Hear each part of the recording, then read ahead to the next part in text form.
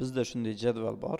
Ya'ni bu jadvalda qaysi skladdan qaysi meva yoki qaysi mahsulot kim tomonidan qaysi qabul qiluvchiga qancha summada qaysi vaqtda berilgani bo'yicha ma'lumotlarimiz bor. Endi bizdan talab qilinadigan narsa shuni hisobot shaklida oyma-oy yozib chiqish va buni filtr qilish.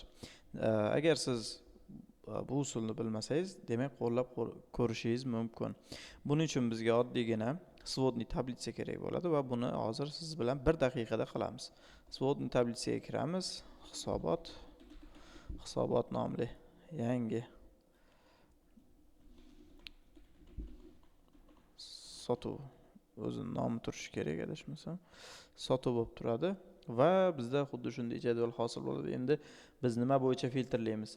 Masalan, qaysi menejerlar bo'yicha filtrlashimiz mumkin va omborlar bo'yicha filtrlashimiz mumkin. Ya'ni qaysi menejer qaysi omborga jo'natdi yoki qaysi buyurtmachiga jo'natdi.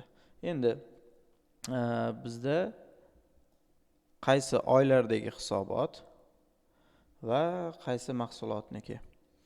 Demak, stroki bizda qaysi mahsulotlar bo'yicha bo'lishi, stolpsi bizda qaysi oylar bo'yicha bo'lishi. Endi va oxirida eng qiziq joyi bu yerdagi o'sha summalar bo'yicha ishlashimiz kerak bo'ladi.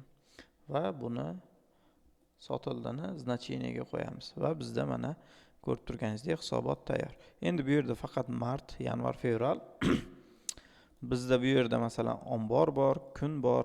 Biz endi qaysi ombordan qaysi oyda chiqib ketganini ham ko'rishimiz mumkin. Xohlasak omborni oyini yoniga qo'yamiz. O'shanda aynan fevral oyida qaysi skladdan qancha chiqib ketgan va bu yerda masalan qaysi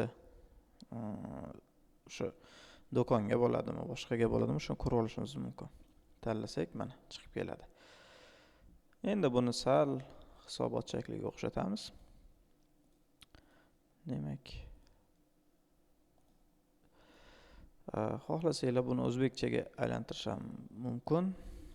Umumiy hisobot.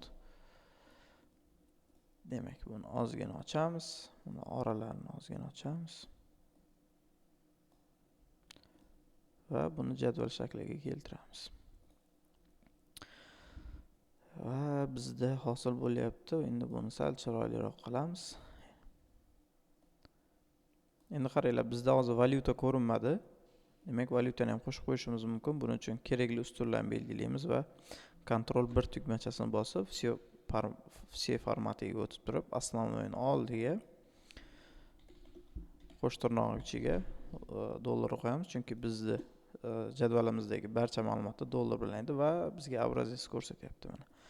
Shunday tashab qo'yamiz. Umumiy hisobotni ham jinni qilib qo'ysak, demak bizda bilinadi. Endi bilan orasini ozgina ochsak va bizda deyarli hisobotimiz tayyor. Endi buni bemalol boshlig'ingizga olib kirishingiz mumkin va endi siz qaysi mahsulotdan qaysi oyda xohlasangiz qaysi buyurtmachiga, qaysi menejer tomonidan qancha mahsulot ketganini va qancha pullik mahsulot ketganini bemalol ko'rib turishingiz mumkin. Agar bizda bu yerda qanaqadir ma'lumot qo'shiladigan bo'lsa, masalan, karam ketgan bo'lsa gipermarketga va bu Aziza tomonidan amalga oshirilgan bo'lsa va buni qiymati bizda ko'proq bo'lsa, 30-martda sklad 1 dan masalan misol uchun ketsa, bu yerda hech qanday o'zgarish bo'lmasligi mumkin.